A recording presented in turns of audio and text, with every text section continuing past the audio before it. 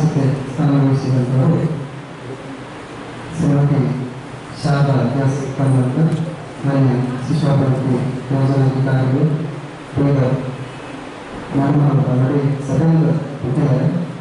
ಪ್ರಧಾನ ಕಾರ್ಯಕ್ರಮ ಕಾರ್ಯಕ್ರಮದಿಂದ ಸ್ವಾಗತ ಕೊಡ್ತೇನೆ.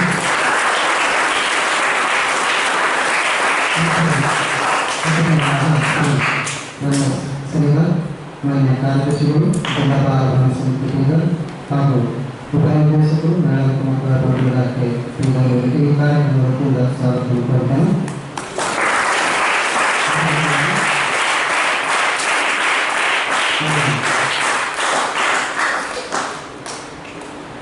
ಡಾಕ್ಟರ್ ಸಂಗಾರಪಿ ತಾಲೂಕು ಮಾನ್ಯಕುಮಾರ್ ತಾಲೂಕು ವೈದ್ಯಾಧಿಕಾರಿಗಳು. ನಮಸ್ಕಾರ.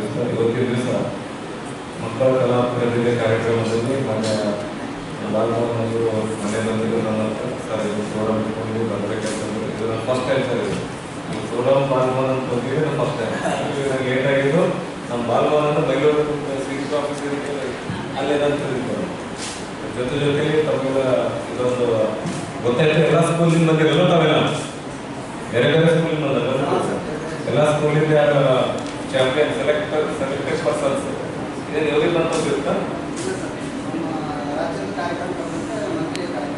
ಮತ್ತೆ ಯೋಗಿ ಬಂದು ಒಂದು ಈ ಥರ ಇದರಲ್ಲಿ ನಮ್ಗೆ ಮೊನ್ನೆ ಸರ್ಕಾರದಿಂದ ಆದೇಶ ಪ್ರಕಾರ ನಾವು ತಾಲೂಕು ಅಧ್ಯಕ್ಷ ಬಾಲಭವನ ಅಧ್ಯಕ್ಷ ತಾಲೂಕು ಭವನದ ಅಧ್ಯಕ್ಷ ಮಾಡಿದ್ದಾರೆ.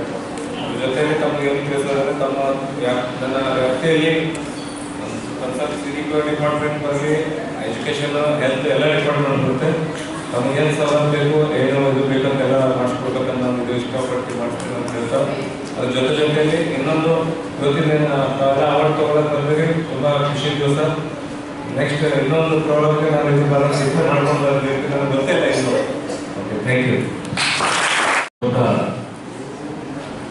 ನಮ್ಮ ಬೀದರ್ ಜಿಲ್ಲೆಯಲ್ಲಿ, ನಮ್ಮ ಬೀದರ್ ತಾಲೂಕಿನಲ್ಲಿ ಈ ಬಾಲಭವನ ಕಾರ್ಯಕ್ರಮ ಸುರೇಶವರು ಅವ್ರು ನಮ್ಮದೇ ನಾವರು ನಮ್ಮ ಕರ್ತವ್ಯ ಕೂಡ ಯಾವಾಗಲೂ ಅವ್ರ ಬಗ್ಗೆ ನಮ್ಮ ಭಾಳ ಮೇಲೆ ಯಾಕಂದ್ರೆ ವಿಷಯ ಹೇಳ್ತೀನಿ ಗೊತ್ತಾ. ಇವತ್ತು ಅವ್ರ ಬಗ್ಗೆ ಕರೆಕ್ಟಾಗಿ ಫೈಟರಾಗಿ ಇವತ್ತು ರಾಷ್ಟ್ರ ರಾಜಮಂಡಲದಲ್ಲಿ ನೋಡ್ಕೊಂಡ್ರ ಅದು ನಮ್ಮ ಬೀದರ್ ಜಿಲ್ಲೆ ಕ್ರೀಡಾಪಟುಗಳು ರಾಜ್ಯಕಾರ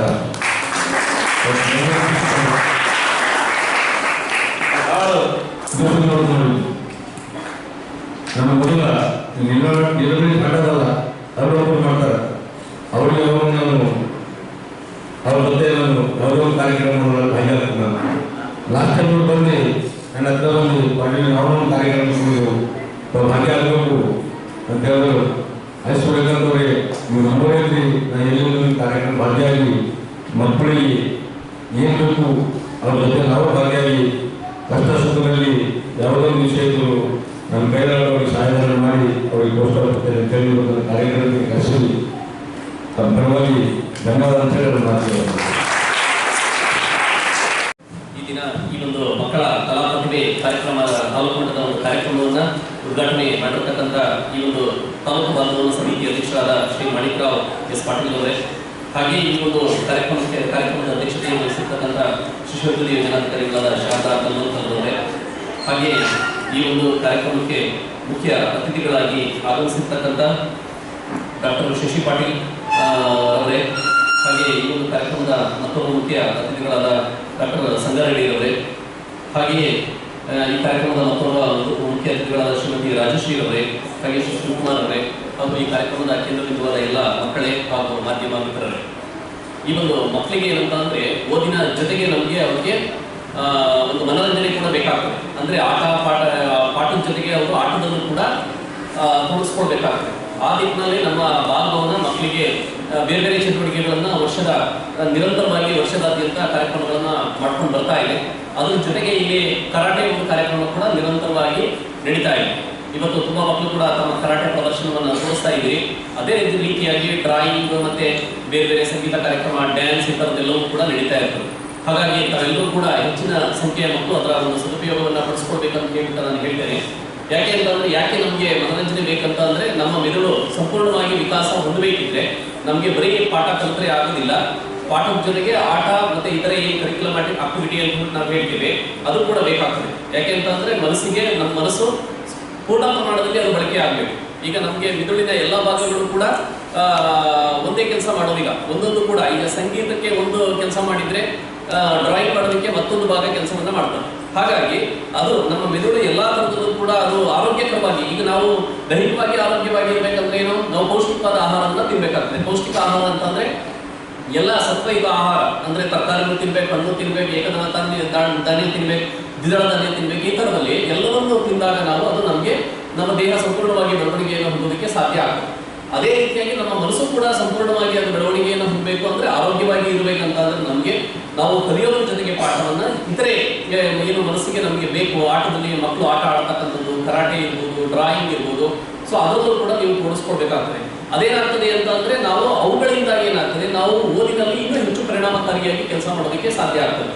ಹಾಗಾಗಿ ನೀವು ನೋಡಿರ್ಬೋದು, ನಮ್ಮಲ್ಲಿ ಏನು IAS ಮಾಡಿ ಬರ್ತಾರೆ, IAS ಮಾಡಿ ಬರೋರೆಲ್ಲ ಯಾರು ಫಸ್ಟ್ ರ್ಯಾಂಕ್ ಸ್ಟೂಡೆಂಟ್ಸ್ ಬರೋದಿಲ್ಲ, ಆಯ್ತಲ್ಲ, ಎಲ್ಲ ಅವರೇ ಸ್ಟೂಡೆಂಟ್ಸೇ ಅಲ್ಲಿ ಹೋಗಿ ಬರೋದು ಪಾಸ್ ಆಗಿರ್ತಾರೆ. ಅಂದ್ರೆ ಅವರು ಬೇರೆ ಕ್ಷೇತ್ರಗಳಲ್ಲೂ ಕೂಡ ಅವರು ತೊಡಗಿಸ್ಕೊಂಡಿರ್ತಾರೆ. ಹಾಗಾಗಿ ಏನಾಗಿರ್ತದೆ ಅಂತ ಅಂದ್ರೆ ಅಲ್ಲಿ ಅವರು ಸಕ್ಸಸ್ ಆಗೋದಕ್ಕೆ ಸಾಧ್ಯ ಆಗ್ತದೆ. ಹಾಗಾಗಿ ಉದಾಹರಣೆಗೆ ಈಗ ನೀವು ಡ್ರಾಯಿಂಗ್ ಬರೆಯೋದ್ರಿಂದ ಏನಾಗ್ತದೆ, ನಿಮಗೆ ಜಿಯೋಗ್ರಫಿನಲ್ಲಿ ಮ್ಯಾಪ್ ಬರೆಯೋದಕ್ಕೆ ಅನುಕೂಲ ಆಗ್ತದೆ. ಅದೇ ರೀತಿಯಾಗಿ ಸೈನ್ಸ್ ಅಲ್ಲಿ ಚಿತ್ರಗಳನ್ನು ಬರೆಯೋದಕ್ಕೆ ಅನುಕೂಲ ಆಗ್ತದೆ. ಸೊ ಈ ತರದಲ್ಲಿ ನಾವು ಕಲಿತಕ್ಕಂಥದ್ದು ನಮಗೆ ಒಂದಲ್ಲ ಒಂದು ರೀತಿಯಲ್ಲಿ ಉಪಯೋಗಕ್ಕೆ ಬರ್ತದೆ. ಹಾಗಾಗಿ ಈ ಒಂದು ಬಾಲಮೃತಿಯಿಂದ ಏನು ಈ ತರದಲ್ಲಿ ನಾವು ಓದಿಗೆ ಪೂರಕವಾದ ಬೇರೆ ಬೇರೆ ಚಟುವಟಿಕೆಗಳನ್ನು ನಾವು ಮಾಡ್ತೇವೆ, ಸಾಂಸ್ಕೃತಿಕ ಕಾರ್ಯಕ್ರಮ ಈ ತರದ್ದೆಲ್ಲ, ಅದರಲ್ಲಿ ತಾವೆಲ್ಲರೂ ಕೂಡ ಸಕ್ರಿಯವಾಗಿ ಭಾಗವಹಿಸಿ ಅದರ ಒಂದು ಸದುಪಯೋಗವನ್ನು ಪಡಿಸ್ಕೊಳ್ಬೇಕು ಅಂತ ಹೇಳ್ತು ನಾನು ಈ ಸಂದರ್ಭದಲ್ಲಿ ಹೇಳ್ತಾ ನನಗೆ ಮಾತನಾಡಲು ಅವಕಾಶ ಮಾಡಿಕೊಟ್ಟು ಎಲ್ಲರೂ ನಾನು ಮಾತು ಮುಗಿಸ್ತೇನೆ. ಧನ್ಯವಾದಗಳು.